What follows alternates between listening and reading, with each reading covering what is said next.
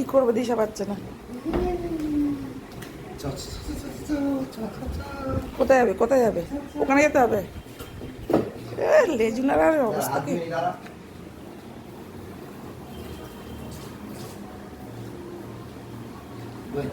এক এক মন লাল পড়বে। হাপি হাপি দে। কতবার খাওয়া হয় বিকেল থেকে জানিস? ওখানে বসে থাকে, বাপরে বাপ। আর না আর না, ব্যাস শেষ।